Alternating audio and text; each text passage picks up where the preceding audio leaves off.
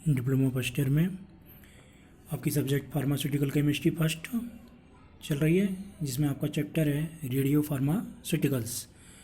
और आज का टॉपिक है आपका बायोलॉजिकल इफ़ेक्ट ऑफ रेडिएशंस। मतलब रेडिएशन जो अल्फ़ा बीटा गामा रेज होती हैं, इनका मेनली क्या इफ़ेक्ट होता है। तो biological effect of radiation, ionising radiation resulting in damage to the blood forming organs, gastrointestinal system और CNS, फिर है इसका डिपेंडिंग ऑन रेडिएशन डोज। मतलब जितनी भी आयनाइजिंग रेडिएशन होती हैं ये सभी की सभी क्या करती हैं, ब्लड फॉर्मिंग ऑर्गन्स को क्या कर सकती हैं, डैमेज करती हैं। इसके अलावा GIT जो सिस्टम होता है, CNS होता है, इनको भी क्या कर सकती है, डैमेज कर सकती है। ये केवल किस पर डिपेंड करता है, उस रेडिएशन की डोज पर कि वह कितनी है, कम है या ज़्यादा। फिर haemopoietic death from bleeding, infection, anaemia is usually observe. तो जो ब्लड फॉर्मिंग ऑर्गन्स जो डैमेज हो रहे हैं, तो इनकी वजह से क्या हो सकती है, हीमोपोएटिक डेथ भी हो सकती है, क्योंकि उसके दौरान क्या होगी, ब्लीडिंग होगी। जब ब्लीडिंग होगी तो इन्फेक्शन के चांसेज होगा और एनीमिया की क्या हो जाती है, प्रॉब्लम्स हो जाती है। फिर इसके बाद है absorption of radiation energy by biological molecules has been considered to be either direct या इनडायरेक्ट। तो जो रेडिएशन की एनर्जी का जो एब्जॉर्प्शन होता है किसी भी बायोलॉजिकल मॉलिक्यूल मतलब अपनी बॉडी के अंदर जो रेडिएशन हम जो यूज कर रहे हैं, अल्फा बीटा गामा रेज अगर उनको यूज कर रहे हैं, तो हमारी सेल्स पर उसका क्या इफ़ेक्ट, या तो डायरेक्टली इफ़ेक्ट आएगा या उसका इनडायरेक्टली इफ़ेक्ट आता है। तो सबसे पहले है इसका direct radiation effect. These are those which result from an ionising और excitation with in a biological functional molecules. तो इसकी वजह से क्या होता है, अपने बायोलॉजिकल जो फंक्शनल मॉलिक्यूल्स होते हैं, जो मेन जिनका काम होता है, ये उनको क्या कर देता है, उनके अंदर एक्साइटेशन प्रोड्यूस कर देता है। The occurrence of an cluster within such a molecules release sufficient energy to make it probable that biological function will be evolved। तो इसकी वजह से क्या होती है, वो उस बायोलॉजिकल मॉलिक्यूल्स पर क्या करेगा, एक सफिशिएंट एनर्जी देगा, जिसकी वजह से जो सेल्स का जो मेनली पहला काम था उसको क्या कर रहा है, एवोलाइज्ड कर रहा है। The principal effects observed with proteins are aggregations and loss of solubility and some degree of fragmentation, while DNA, RNA and polysaccharide exhibit fragmentation and some cross-linking, finally damage and loss of biological activity। मतलब जो भी हमने radiation उसका effect आ रहा है, तो वो क्या कर रहे हैं, हमारे बॉडी में जो भी प्रोटीन्स वगैरह बनते हैं उनकी क्या कर देता है, एक प्रकार से एग्रीगेशन होता है, या उनका क्या करेगा, फ्रेगमेंटेशंस। DNA, RNA और पॉलीसेक्राइड जब हमारे बॉडी में जो बन रहे हैं उनका क्या कर देता है, फ्रेगमेंटेशन कर देता है, जिसकी वजह से क्या हो जाती है, कुछ क्रॉस लिंकिंग होती है, और फाइनली क्या हो जाता है, damage and loss of biological activity. इसके बाद आता है आपका इनडायरेक्ट रेडिएशन इफेक्ट। ये तो हमारे बॉडी के अंदर क्या थे, डायरेक्टली इफेक्ट थे, जो केवल और केवल क्या कर रहे थे, बायोलॉजिकल मॉलिक्यूल्स जितनी भी थे उनको क्या करते हैं, रेडिएशन डैमेज कर देते हैं। इनडायरेक्ट रेडिएशन इफेक्ट में क्या है कि indirect action involve the release of radiation energy in the environment of it target molecules with transfer of energy to the target molecules by free radicals. मतलब एक प्रकार से रेडिएशन वहाँ पर जो टारगेट किए जा रहे हैं वहाँ पर क्या करेंगे, एक प्रकार का फ्री रेडिकल्स बनेंगे, जो कि टारगेट करेंगे एक प्रकार से किसी मॉलिक्यूल्स को एनर्जी के ट्रांसफ़र के द्वारा। These result from the radiolysis of intracellular water which comprise about 80% of most cells and any extracellular water which may be present।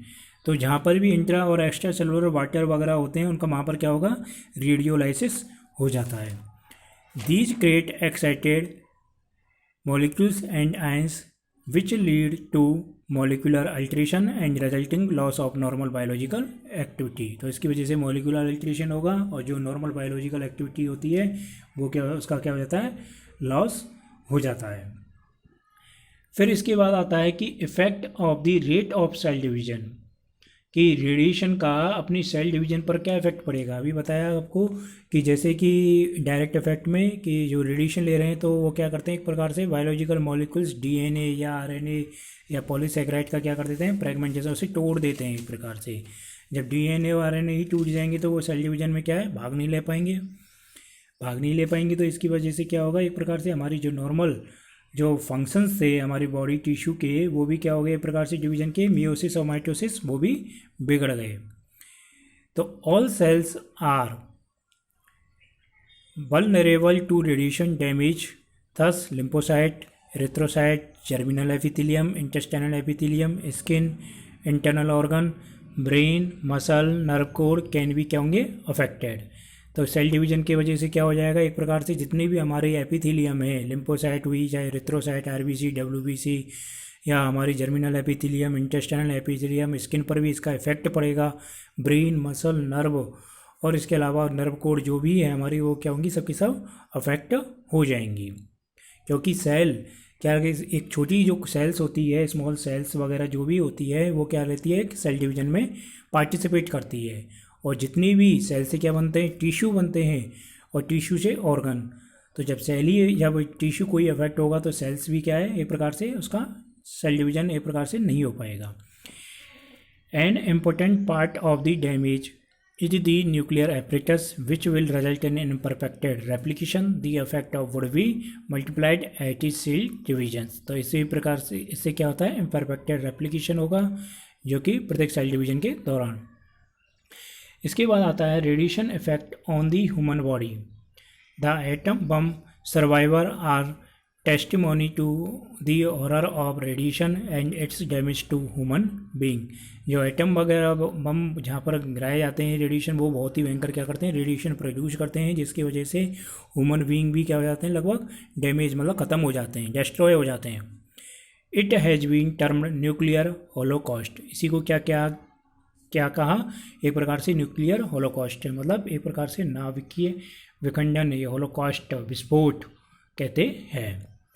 Short term effect क्या आते हैं हमारी बॉडी पर रेडिएशंस के, कि whole body doses of about 25 rem would produce a transit change in leukocyte count and 100 rem will cause moderate illness, that is diarrhoea and vomiting.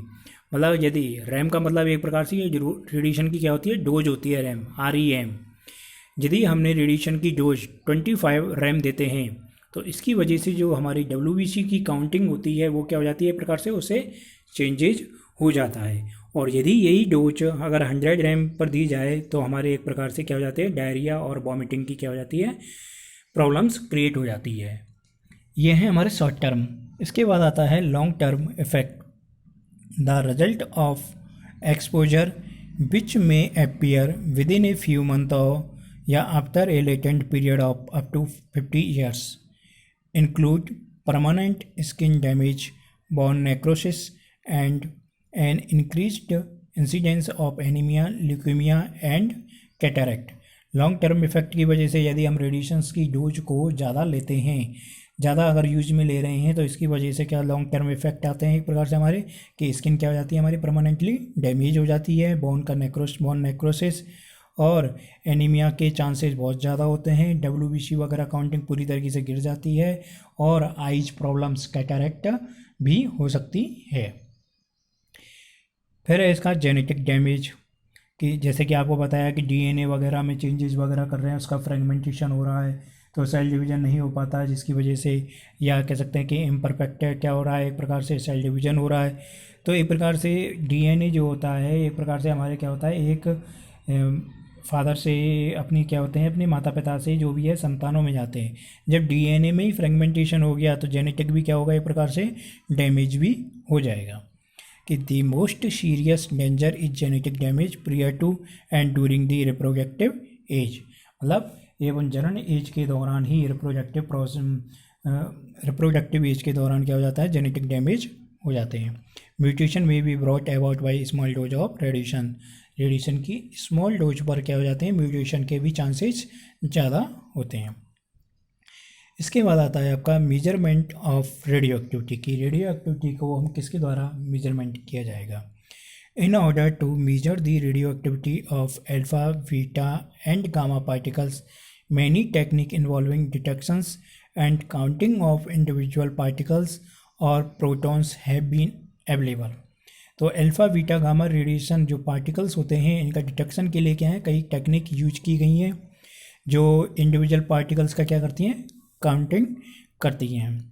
It is convenient to separate radiation detector into two distinct category. तो इन detector को, radiation जो detector है इनको दो category में क्या किया गया है, डिवाइड किया गया है। फर्स्ट कैटेगरी है those which depend on the collection of ions, और सेकंड है those which depend on collection of photons. मतलब फर्स्ट तो डिपेंड करेगी आयंसों के कलेक्शन पर कि वो पॉजिटिव चार्ज को कलेक्ट कर रही है या नेगेटिव चार्ज को कलेक्ट करती है, और दूसरा है आपका कि वो फोटॉन्स का कैसे करती है, कलेक्शन करती है। तो फर्स्ट आता है डिटेक्टिंग यूटिलाइजिंग दी आयन सिलेक्शन, जो आयनों का क्या कर रही है, कलेक्शन कर रही है। तो इसमें भी दो भाग आपके डिवाइड किए गए हैं, एक तो है गैस फील्ड डिटेक्टर और एक आता है solid state detector. Gas field detector में आपके आता है electroscope, ion chamber, proportional counter और एक आता है आपका Geiger counter. Solid state detector में आपके आएंगे barrier layer detector, lithium drifted detector, और सेकंड कैटेगरी आ जाती है डिटेक्टर यूटिलाइजिंग फोटोन कलेक्शंस। इसमें भी दो भागों में डिवाइड है, सोडियम आयोडाइड सेंटिलेशन काउंटर और सेकंड आती है आपकी लिक्विड सेंटिलेशन काउंटर। ठीक है, आपके सिलेबस में केवल गीगर मुलर काउंटर दिया गया है, तो अगले ही वीडियो में आपको इस गीगर मुलर काउंटर पढ़ा दिया जाएगा। ओके।